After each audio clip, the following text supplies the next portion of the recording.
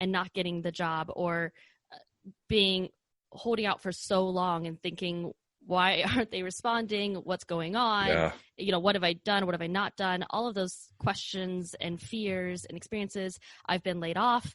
I've gone through the mental and emotional process of computing what that means. So when I thought about my experiences in what might be referred to as recruiting hell, I thought the most important thing is resilience. Resilience is not about not experiencing the downsides.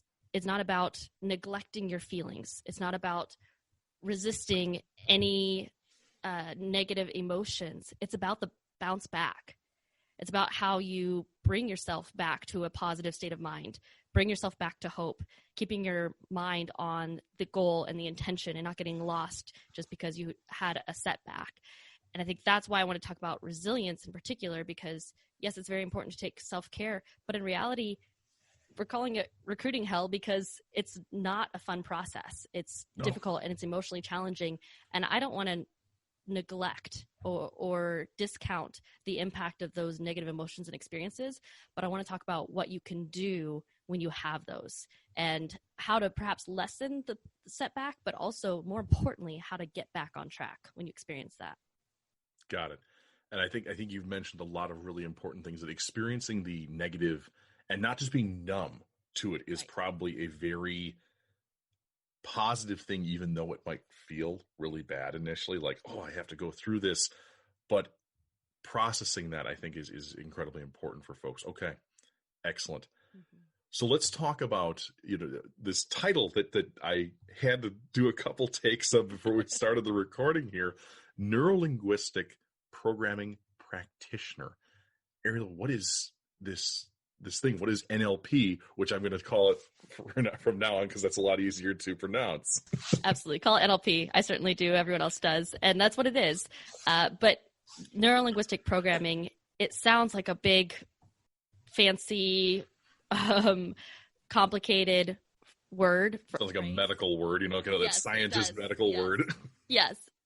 At the end of the day, really what it is it's communication.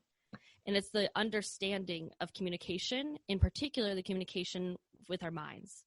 So neuro-linguistic programming was founded by Richard Bandler and John Grinder. And really, they studied therapists, they studied psychologists, they studied hypnotists. And when you think about what it takes to help heal someone's mind or to make some connections, it's all about language.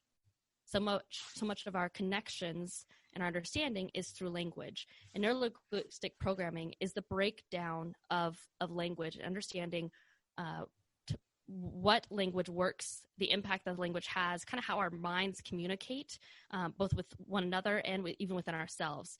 And that ties into the mind and body, how our mind is communicating with our body and how our body is communicating with our mind, and then how to interpret what our words are really saying. So this NLP allows me to kind of peel back the curtain and see what's behind the words, what's not being said. There's so much to NLP, so describing what that means can be complicated, but the portion of our brains that really house language and meaning associations with language is in our subconscious. So NLP provides some models, techniques, strategies to tap into, to better understand how to tap into a little bit of the language processing, meanings and connections portion of our brain to essentially rewire some of the connections that we're making. Wow. Okay. That is such a interesting way to look at that, because we do associate word meanings with very deep things. I mean, somebody can say something and it triggers either a memory or something like that. And you're saying that there's a way to kind of redraw that pathway almost between word A and association, word B, which may replace word A and association. So if we take a word like unemployed or jobless or something like that, and you're saying that we can learn ways to better ourselves by not associating that with the negative connotation that it has, correct? Absolutely. And NLP draws awareness to that choice, to realize that we have choice in the associations that we're making, and we can change the meaning of a word and what it means emotionally to us by identifying what is that connection? What is the association of that word? What is the meaning that you're attributing to that word now? And what would it mean if you associated something different with that word? Or perhaps replace that word with something else that is more uplifting, empowering, whatever it is that you're searching for, but realizing that there is that emotional connection, because that part of our brain that does the language processing is also the part of our brain that has the emotions and the experiences tied to that language. And so when you realize that those ties are happening, you can identify, where is that tie coming from? What is it leading to? And is this something that is a negative connection for me? And if so, how might I replace that, reword it? Got it. Okay, so then the question that I think everybody's probably asking is, how do we use this on a daily basis when it comes to a job hunt, Ariel? So there's obviously, with talking about language, there are an innumerable amount of things that I could respond to that. But I think I always believe that awareness is the first step. So being aware of what words you are using and speaking to yourself. This comes into play. I talk a lot about limiting beliefs in my coaching, and neurolinguistic programming is a part of that, because again, it's about that connection that's being made in the mind, and realizing how you are speaking to yourself in this process is really key. So bringing it in a little bit more out of the theoretical and into the applicable. Sure. Think about the difference in your mindset of going into an interview. If you're saying, I am not going to hold out hope for this. If you're going in with a negative mindset of, I'm probably not going to get this job, they're not going to like me, or I'm not sure that I'm qualified. I've been unemployed for 3 months. They're not going to want someone who hasn't been employed for 3 months. If you're having all of this negative self-talk, I say that ties into NLP, because NLP is language. How you are speaking to yourself is so powerful. And that changes your mindset, which changes how you show up in your facial expressions, in your body language, as well as in your speech. And that's what people are reading in the interview. And so if you are coming in with that constant negative self-talk, you're speaking to yourself, giving yourself language that is frankly demeaning or downgrading, that's how you're going to likely present yourself in the interview. Versus if you come in with, I'm going to give it my all. They're going to see that I have this to give and that I have this expertise. I'm going to present the best version of myself. And if they don't want it, I'm going to trust that it wasn't the right fit. But I have this to offer. I am going to be confident. And I know that I could give a great level of service and work to this company. And I'm going to make sure that they see that. That's what I'm going to give. And I'm going to walk away knowing that that's what I gave. And it's up to them whether or not they want to receive it. Got it. Completely different mindset, and that's how you will show up differently based on how you're speaking to yourself. Excellent. And that ties into something. I heard this from Gary Vaynerchuk. So Gary V, and if you're a listener and you don't know who Gary V is, just literally go look him up. He is kind of a media mogul nowadays. Yes. But one of the things that stuck with me a long time ago, and I will say I liked Gary V before he was cool. Like I liked Gary V in that time before he became like really big. Not quite back to the him running his wine channel on YouTube times. I'm not an OG Gary V fan, but I did like him before he was cool. Was that if you're not your biggest fan, you've lost. And I really think that goes a long way when it comes to going into an interview. Now, obviously, you can't be overconfident. You can't be blind or stupid when it comes to like, I'm the greatest. Well, you're applying here at NASA and you have no idea how physics works. Like, you can't do that. But you have to have that confidence of when you're appear to be a fit. Yeah, I'm going to go crush this. I'm going to go win this. Be your biggest fan.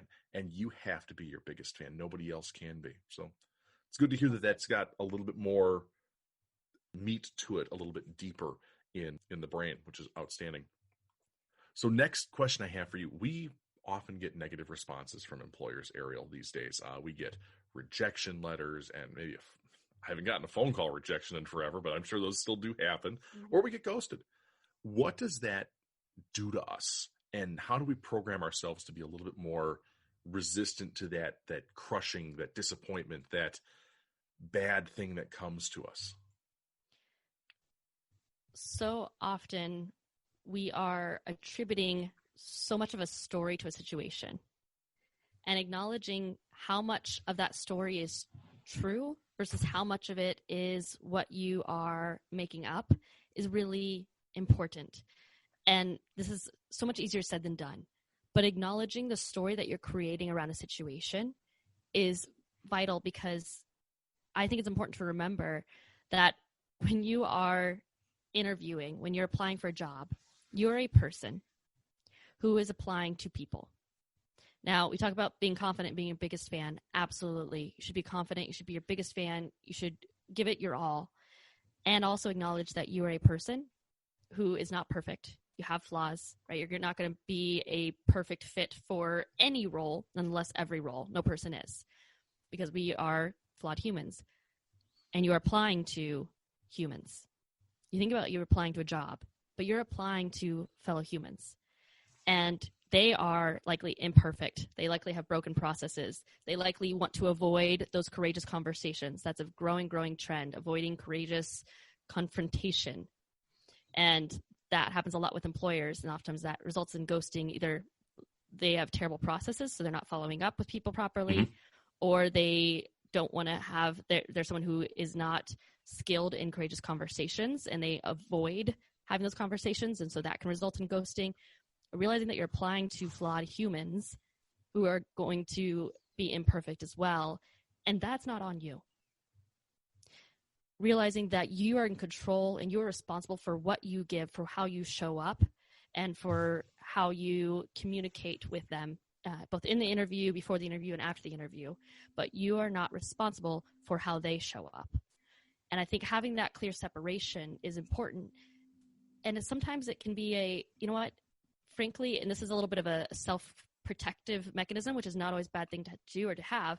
You know what, if they don't have the courage to tell me that I can get the job, if they don't have the proper processes to follow up and make sure I'm communicated to, or if they are not giving that level of respect and consideration to their applicants, maybe that's not a company I want to be a part of. Or maybe that's not the role that I want to be in, or the manager that I want to be reporting to. Having that awareness of the story is not just about you, it's also about the one employing you, and realizing, what does that part of the story mean? What is that? How does that change your perspective on that job opportunity? Because there's multiple people in this scenario, and you're not sometimes the only cause of the situation. So owning the story is really important. What story are you telling yourself about that scenario? And what are you maybe not including in the story that completely changes your perspective on it? Okay. So to dive into that just a tiny bit more, I don't want to call anybody out, but let's pretend there's a HR person out there, and they are just somehow, by some dint of they're the boss's wife or something like that, they're just not very good at their job. And it can be for 100 different reasons. That could be the reason why you didn't get the job, is because some knucklehead is there running the show. And it has nothing to do with you. You could be a great candidate, but they are just incapable of seeing that. Yes. Okay. Got it. It's absolutely true. There's 1,000 reasons. I've also had it where I applied for a role, and I found out, thankfully which connections are huge. Thankfully I had a connection with someone else in the company, in the organization, and they said, just so you know, they already had someone in mind when they posted this. That always hurts. Mm-hmm. That always hurts when you're kind of let's see if there's anything else out there. But we have our candidate. That's always a painful one. Or we have our process and we have to put it out there. We have to open up to everybody. But I already know the person that I want to get this job, but they have to go through the process, right? They have to interview, and I have to give them the formal offer, and they have to accept. But even when I posted this job, I was hoping this person would take it. That happens. It happens way more often than people think. And so you may think, oh, I didn't get the job because of me. They weren't even mentally open to the idea of anybody else, because they had this role with this person in mind, and they had to follow the process to make sure it was legitimate and to let everyone in. And they didn't do anything wrong per se, because maybe someone could have changed their mind, but unlikely, right? And that's not about you, right? That's the true story. And I think sometimes we only have our own story. We don't have the full story, so we don't have the true story, and our own story is self-defeating. Got it. And, I suppose that maybe reinforces your point of go into an interview